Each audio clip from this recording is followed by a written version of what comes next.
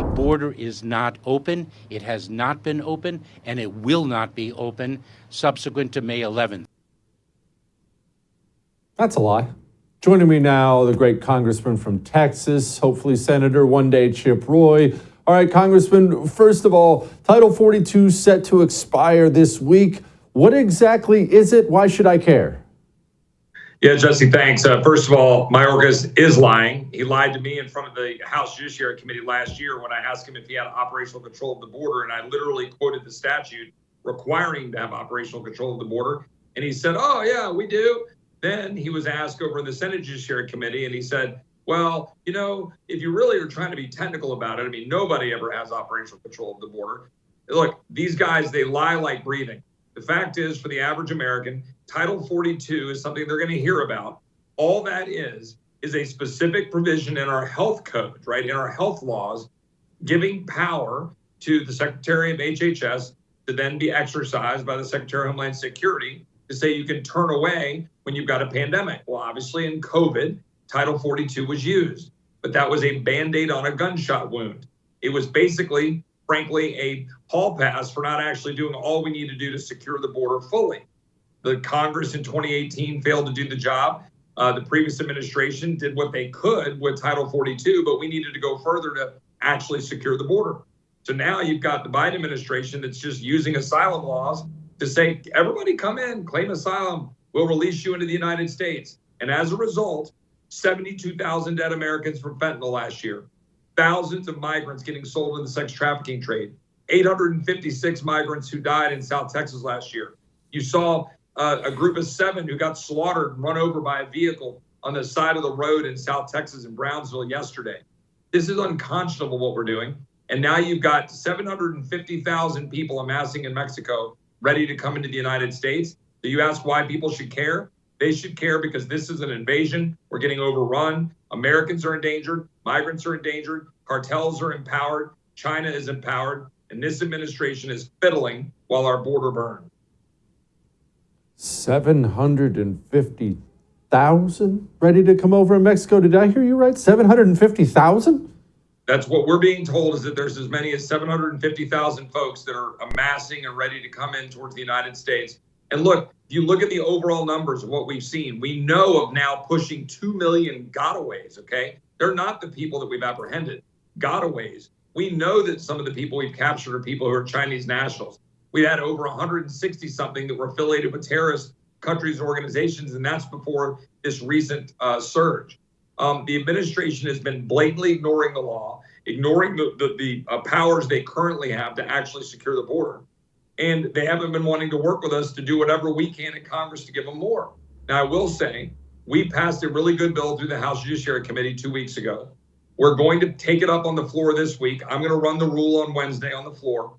I hope we will pass this bill this week. I guarantee you it'll be a party line vote or close to it. We'll send it over to the Senate.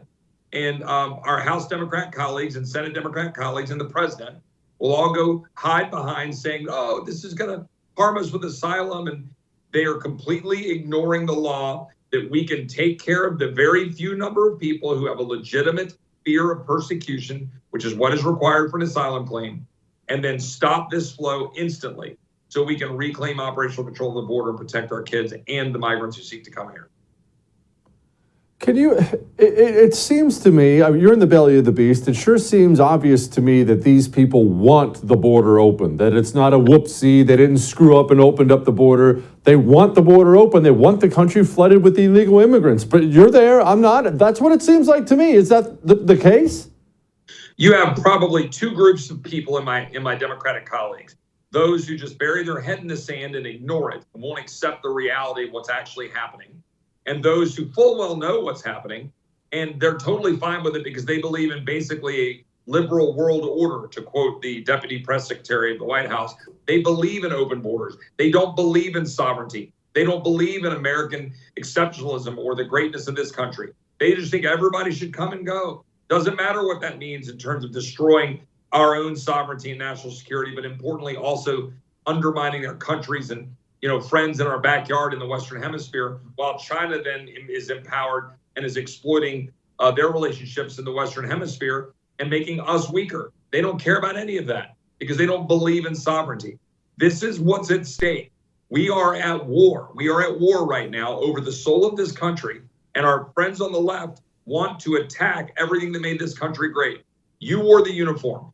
Your buddies that were serving with you, you didn't sign up for this crap. You didn't sign up to undermine our sovereignty. You didn't sign up to make our country weaker. You didn't sign up to say that we don't even know the difference between a man and a woman, or let a dude swim against a girl in a swim meet. That's what they want to do, completely reshape our country. That's what we're up against, and that's why we need to stand up this week, right now. We need to stand up, pass a bill, and then Republicans need to use the power of the purse to demand this administration actually enforce the law. Tell me about this civil servants executive bill you and Rick Scott are working on, because I was reading a little bit about this morning. I about stood up and cheered. Yeah. So it is very difficult, and it was true under the Trump administration, right? He wanted to come in and drain the swamp, did a lot of great things, but ran into a very big bureaucratic buzzsaw. And frankly, we need to be able to go fire more of the bureaucrats. Now, I wish the Trump administration had moved faster under what you call Schedule F to basically say that we're going to say, hey, you guys are political appointees. We're getting rid of you, getting you out of the way because you're not carrying out what I want to carry out for the American people as the elected president. But what Rick Scott and I are doing are saying, hey, we think like every other business in America, we believe that bureaucrats in Washington, bureaucrats in the federal government ought to be fireable.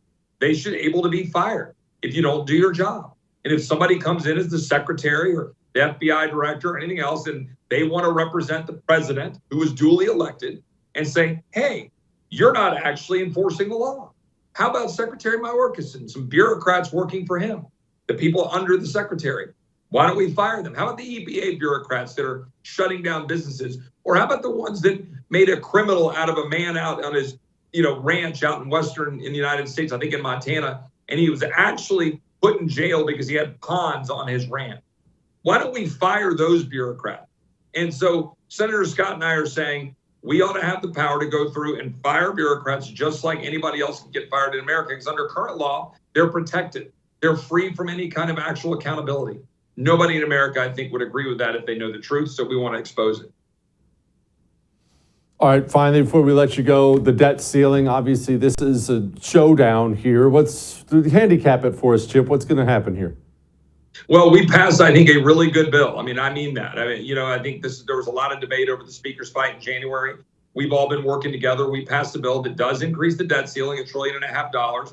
Not my favorite thing to do, but for that, we got $1 trillion of upfront cuts and about 4.8 trillion, almost 5 trillion over 10 years. We get rid of the student loan, $550 billion. We reclaim $50 billion of COVID money. We stopped the $80 billion that's set aside to expand the IRS. We passed a regulatory reform package that would actually save money and get Congress back in the game.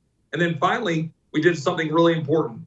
We said that we ought to undo the damage of the so-called Inflation Reduction Act and get rid of these tax credits that are essentially nothing more than funneling money to radical leftists who are making money in corporations to advance an energy policy that will drive your electricity prices up, take your cars off the road, and make your life much more difficult, and do very precious little for the environment. And it would cost $1.2 trillion, according to Goldman Sachs. So we undo all of that.